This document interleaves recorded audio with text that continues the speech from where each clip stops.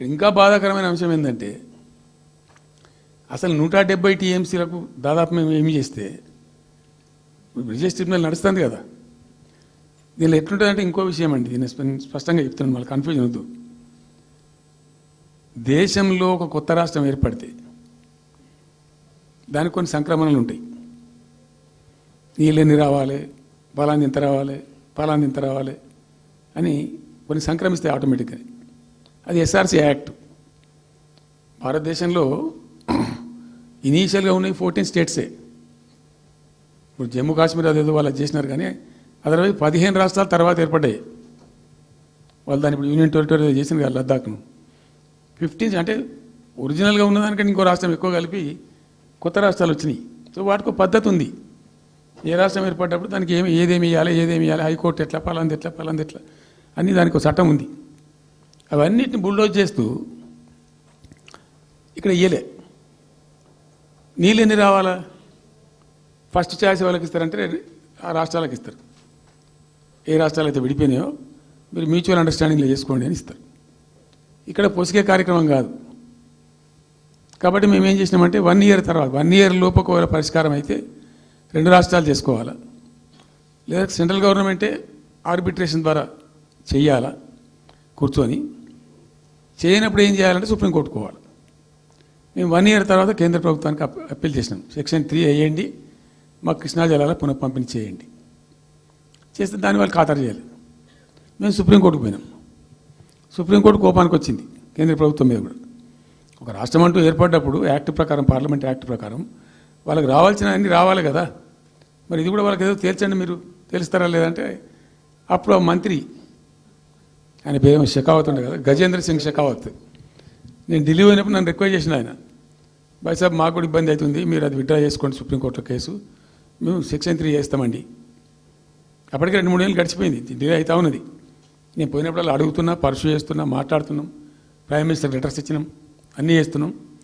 ఫైనల్గా సుప్రీంకోర్టు చివాట్లు పెట్టిన తర్వాత వాళ్ళు ఉండి మీకు విత్డ్రా చేసుకుంటే దయచేసి మేము ఎట్లా సుప్రీంకోర్టు ఆర్డర్ వస్తుందని తెలిసిపోయింది వాళ్ళకు కూడా. ఆటోమేటిక్ ఇస్తుంది కదా కోర్టు ఆర్డర్, న్యాయప్రదంగా రావాల్సింది ఇస్తుంది.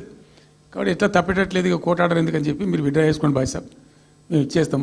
మంచిగా విత్డ్రా చేసి మళ్ళీ లెటర్ పెట్టినాం. మీరు చెప్పిన ప్రకారం విత్డ్రా చేసుకున్నామండి అంటే లెటర్ పెట్టండి అంటే పెట్టినాం. అది ప్రాసెస్లో ఉంది సెక్షన్ 3 వేయడానికి. చివరికి వేసారు. ఇప్పుడు సెక్షన్ 3 వేసారు. దాని మీద బ్రిజేష్ ట్రిబ్యునల్ అపాయింట్మెంట్ కూడా అయిపోయింది. ఇప్పుడు వాదనలు జరుగుతున్నాయి, మాకేం రావాలి, మీకేం రావాలి, తెలంగాణ రాష్ట్రం, ఆంధ్ర రాష్ట్రం మాట్లాడుతూ ఉన్నారు. సో ద క్వశ్చన్ ఏంది, అక్కడ ఉంది, ఇప్పుడు తేలుతుంది.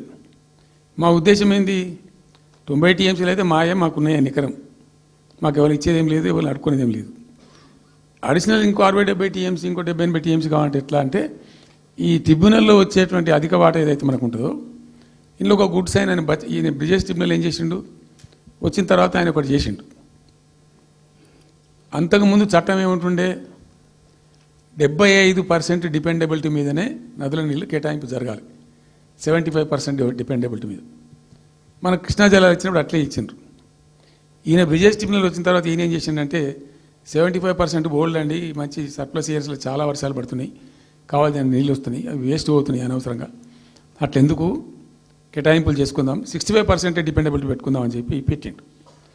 దాని ద్వారా ఏమైంది, మన కృష్ణా నదిలో ఒరిజినల్గా వచ్చిన అలాట్మెంట్ 811 టీఎంసీ, 811 టీఎంసీలే బచావ్ ట్రిబ్యునల్ ప్రకారం. కానీ తదనంతరం ఈయన బ్రిజేష్ వచ్చిన తర్వాత అది ఆల్మోస్ట్ 1005కి పోయింది. ఇంకో 195 టీఎంసీ పెరిగింది, ఆ 10% యాడ్ చేసే వరకు పెరిగితే అలా మనకు కూడా ఆటోమేటిక్ వాటా వస్తుంది. ఇప్పుడు తేలుతుంది అది. సో మేము ఆశపడ్డది ఏంటంటే ఒరిజినల్గా పెట్టుకున్నటువంటి ఈ 90 టీఎంసీ అది బచావ్ ట్రిబ్యునల్ ఇచ్చిందే 45 టీఎంసీ. 45 టీఎంసీ మన మైనర్ ఇరిగేషన్ లెక్కలు బాజాప్తా తీసి ఇచ్చినాం కాబట్టి అది యాక్సెప్ట్ చేసిన వాళ్ళు. ఈ 90 టీఎంసీ ప్లస్ ఇప్పుడు అడిషనల్గా వచ్చేది కలిస్తే మనకు దాదాపు 170-160 దాకా తీసుకొని పోవచ్చు.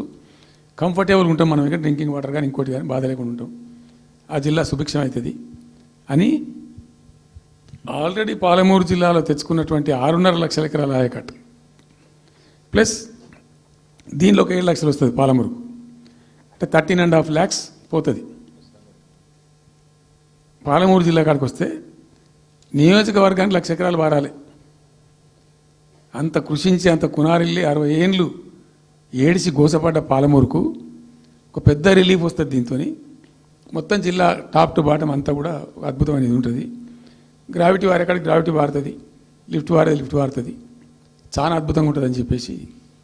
తర్వాత వర్షపాతం నీళ్ళు కూడా చాలా వరకు ఈ చెక్ డ్యామ్లలో దానిలో అడ్డుకుంటాం కాబట్టి గ్రౌండ్ వాటర్ కూడా బాగా పెరుగుతుంది. ఎట్లా ఫ్రీ పవర్ ఇస్తున్నాం కాబట్టి దాని ద్వారా కూడా లాభాలు జరుగుతాయని చెప్పి అసెస్మెంట్ చేసి ఇచ్చినాం. నిజంగా కూడా పాలమూరు ఒక టైంలో తెలంగాణ వచ్చిన తర్వాత 4-5 ఏళ్ళకి నేను పోతే ఎందుకో పోయినాం, బస్సు యాత్ర చేస్తే చాలా అద్భుతంగా ఎక్కడికక్కడ వరికోత మిషన్లు, కల్లాలు, అంతకుముందు పాడుబడ్డ ఇల్లు కనిపించే పాలమూరులో నా కళ్ళతో నేనే చూసిన. ఇంకా ఇది అంతా కంప్లీట్ అయిపోతే ఈ అనుకున్న 15 లక్షల ఎకరాలకు నీళ్ళు వస్తే చాలా దివ్యంగా ఉంటుందని చాలా సంతోషపడుకుంటూ పోయినాం. సరే, ఇప్పుడు కేంద్ర ప్రభుత్వం కొత్తగా తాకీదు, అది ఎవరు చెప్పినారో తెలియదు. వాళ్ళు చెప్పడం చెప్తున్నారు, ఇప్పుడు గవర్నమెంట్ ఉన్న వాళ్ళు చెప్పడం చెప్తున్నారు. ఏంది, మీరు 90 టీఎంసీలు పెట్టుకున్నారు, పాత గవర్నమెంట్ పంపించింది. ఒకటి డిపిఆర్ తిప్పి పంపించారు, దాని మీద సడి లేదు, సప్పుడు లేదు, లుల్లి లేదు, లుకాండం లేదు, తల ఊగుతున్నారు. ఎందుకు తల ఊగుతున్నారు? రాష్ట్ర ప్రయోజనాలు కాపాడడానికి లేకపోతే, రాష్ట్రానికి వచ్చిన నీళ్ళని కూడా కాపాడే స్థితి లేకపోతే ఇదేం దద్దమ్మ ప్రభుత్వం? ఇంత చేతగాని ప్రభుత్వం ఉంటే ఎట్లా? నోరు లేని ప్రభుత్వం ఉంటే ఎట్లా? పెద్ద నోరు పెట్టుకొని పెద్ద గడబడి చేయాలి కదా.